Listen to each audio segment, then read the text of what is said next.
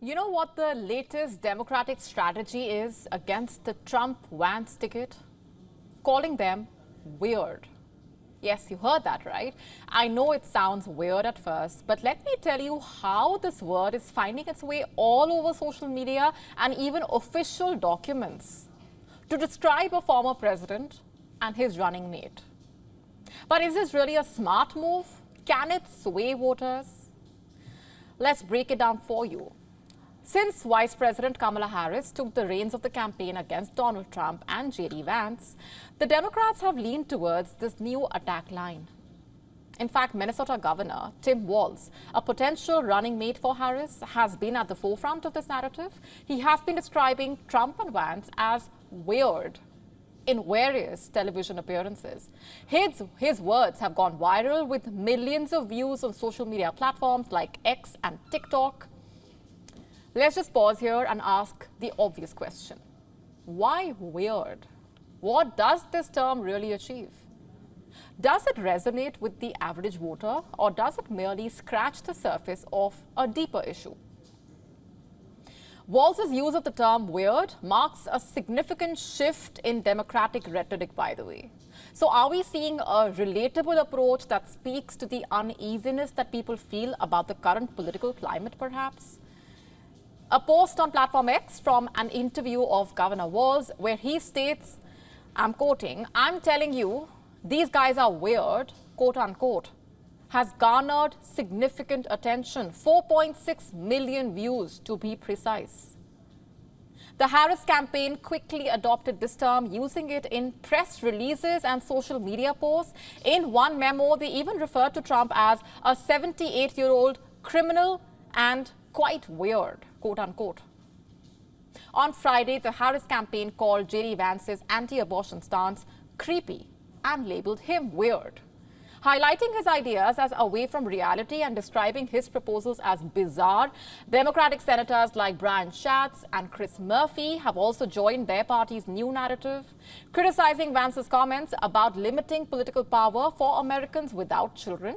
Murphy called the idea super weird, and Schatz added, "It's quite weird, but it's also offensive," quote unquote.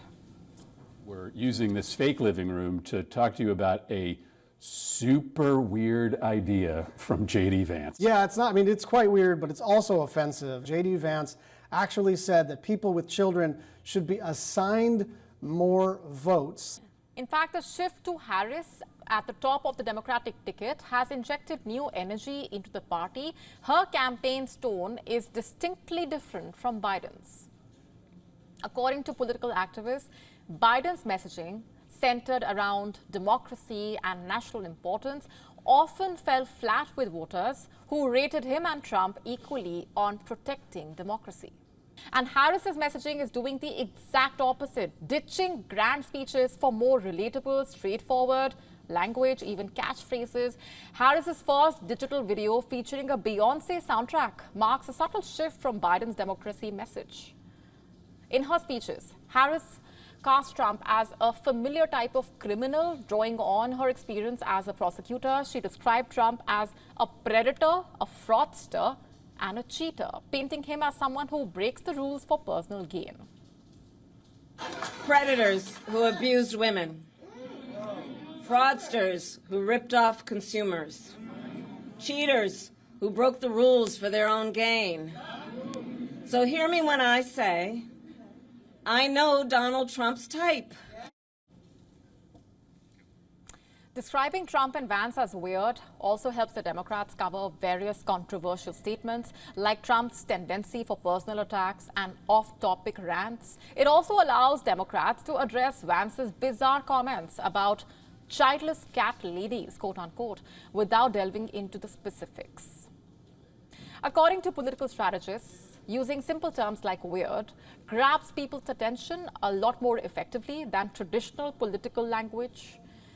It is clear that the Harris campaign is testing waters with this rather unconventional approach. Whether or not it will prove to be effective remains to be seen. The term weird, though, has sparked a conversation, and it is up to the American voters to decide if it's a label that sticks.